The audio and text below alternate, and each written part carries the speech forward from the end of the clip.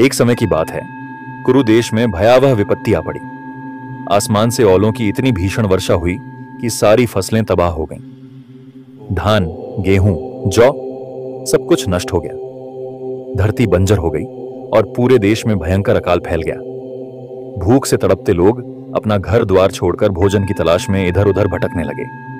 बच्चों के रोने की आवाजें, बूढ़ों की कराह और माताओं की बिलखती पुकार से पूरा देश गूंज उठा। इसी संकट की घड़ी में चक्र का पुत्र उष्टि भी अपनी पत्नी अतिकी के साथ देश छोड़ने को मजबूर हो गया।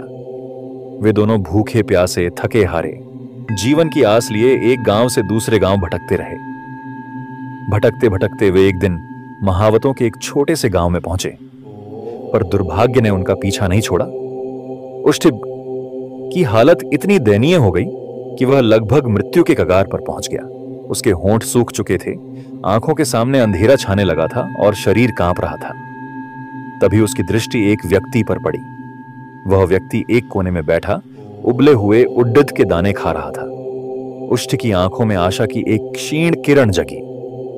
भूख से व्याकुल होकर वह लड़खड़ाते कदमों से उस व्यक्ति के पास पहुंचा और करुण स्वर में बोला, भाई, क्या आप मुझे भी खाने के लिए कुछ उड़द के दाने दे सकते हैं?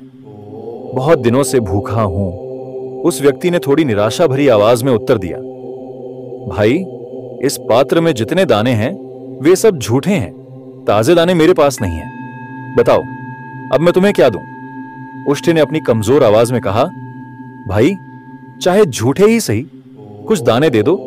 मैंने कई दिनों से कुछ नहीं खाया, जीवन बचाना है।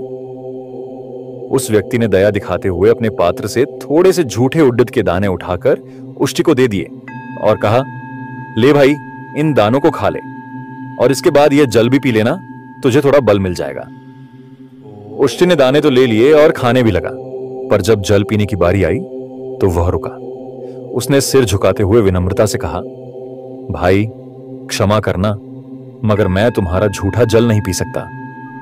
वह व्यक्ति हैरान होकर बोला, जब तुमने मेरे झूठे दाने खा लिए हैं तो अब जल पीने में क्या संकोच? उष्टि ने शांत भाव से उत्तर दिया, भाई, मैंने अपनी जान बचाने के लिए खाया था। भूख ऐसी थी कि अगर न खाता तो शायद मेरे प्राण ही निकल जाते। पर अब जब थोड़ा बल आ गया है और मेरी जान पर सीधा संकट नहीं है, तो अब मैं झूठा जल नहीं पी सकता।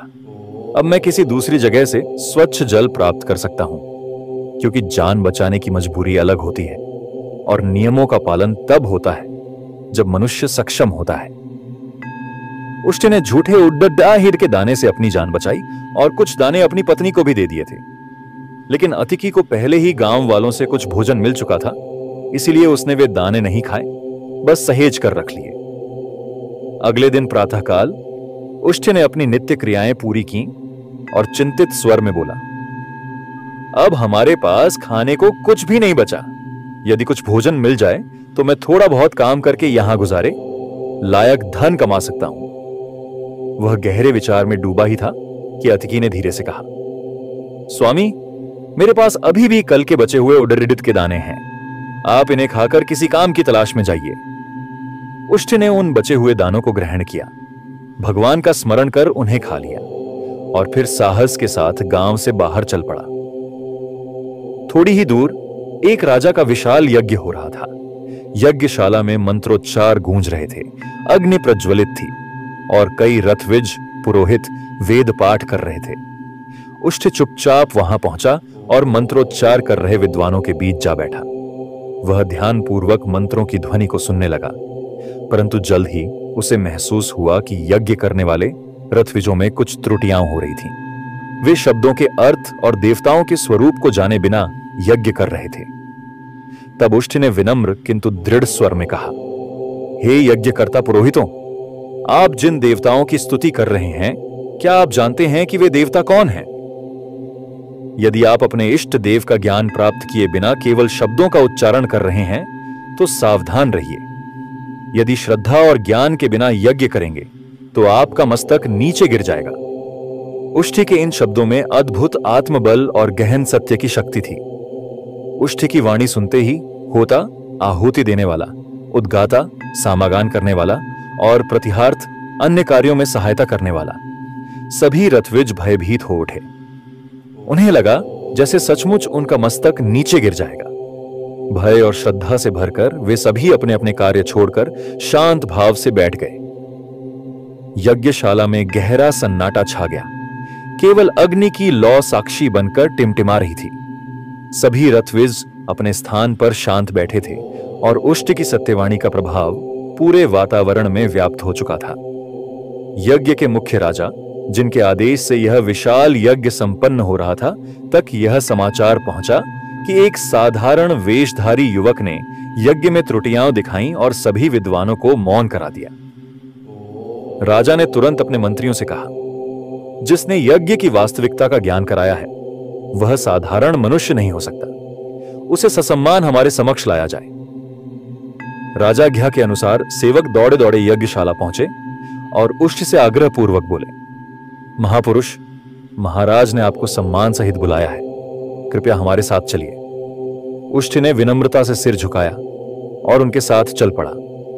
उसका चेहरा तेजस्वी था और उसकी आंखों में आत्मविश्वास और शांति का अद्भुत मेल था। जब उष्ट राजा के समक्ष पहुंचा तो राजा स्वयं उठकर उसकी अगवानी करने आए। राजा ने उसे ऊंचे आसन पर बिठाया और श्रद्धा से पूछा, हे ज्ञानी पुरुष, आप कौन हैं और किस कुल में उत्पन्न हुए हैं? आपकी वाणी में जो सत्य और प्रकाश है वह सामान्य नहीं है। उष्ट ने विनम्रता से उत्तर दिया, राजन, मैं कोई बड़ा विद्वान नहीं हूं। मैं एक साधारण मनुष्य हूं जो भूख और विपत्ति के कारण आपके राज्य में पहुंचा हूं। राजन, मैं चक्र का पुत्र उष्ट हूं। भयावह अकाल के कारण अपना देश छोड़कर दर दर भटकते हुए यहां पहुंचा हूं। उष्ट का परिचय सुनते ही राजा की आंखें चमक उठीं। राजा ने श्रद्धा से हाथ जोड़कर कहा, हे विद्वान उष्ट, मुझे आपके दर्शन की लंबे समय से प्रतीक्षा थी। आपके न मिलने के कारण ही मुझे यह यज्ञ अन्य रथविजों द्वारा करवाना पड़ा, परंतु सौभाग्य से अब आप यहां उपस्थित हैं। इसलिए मैं आपसे प्रार्थना करता हूं कि आप ही इस यज्ञ को विधि पूर्वक संपन्न कराएं। उष्ट ने राजन को देखा, मुस्कुराए और फिर अत्यंत गंभीरता से बोले, राजन, मैं अवश्य आपकी यह सेवा करूंगा, परंतु मेरी एक विनती है, मेरे आने से उन रथविजों, होता, उद्गाता और प्रतिहारता का अनादर ना हो, जिन्होंने अब तक यज्ञ के कार्य में भाग लिया है। उन्हें उनकी उचित दक्षिणा अवश्य मिले और मुझे उनसे अधिक दक्षिणा न दी जाए। उनके वचनों में सत्यनिष्ठा, न्याय और करुणा तीनों का अद्भुत समन्वय था।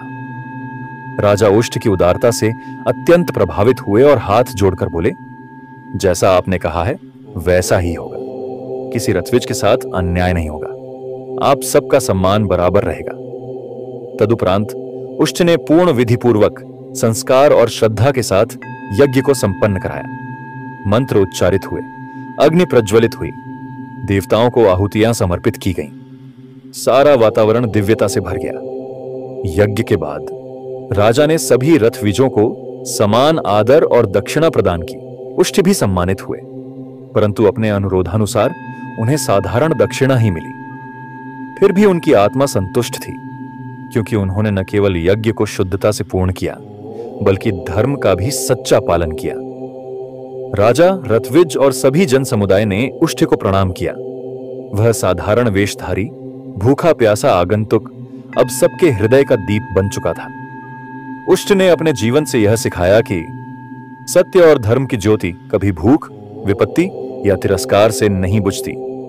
जिस प्रकार छांदोग्य उपनिषद कहता है, सत्यमेव जयते नानृतम, सत्य की ही विजय होती है, असत्य की नहीं। और तपो ब्रह्मेत्युपासीत तपो ही ब्रह्म, तपस्वी जीवन ही ब्रह्म है, तपस्या ही महानता का मार्ग है। उष्ट का जीवन स्वयं तप, सत्य और धर्म की अखंड साधना था। उसने न केवल यज्ञ को विधिपूर्वक पूर्ण कराया, बल्कि समस्त सभा को भी सिखाया कि जो व्यक्ति सत्य को जानकर कार्य करता है वही इस लोक और परलोक दोनों में विजय प्राप्त करता है। इस प्रकार उष्ट का जीवन एक अमिट संदेश बन गया। धैर्य, सत्य और धर्म का पालन करने वाला, चाहे जितनी भी कठिनाइयां आएं, अंततः पूरे जगत में पूजित होता है।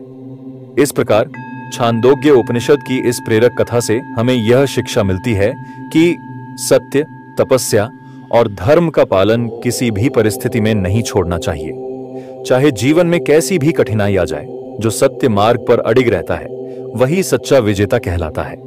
हमें भी इस सीख को अपने जीवन में उतारना चाहिए और उष्ट की तरह धैर्य, संयम और आत्मगौरव को कभी नहीं त्यागना चाहिए। चलिए मिलते हैं एक और अद्भुत छांदोग्य उपनिषद की कथा के साथ अगले अध्याय में। तब तक के लिए नमस्कार।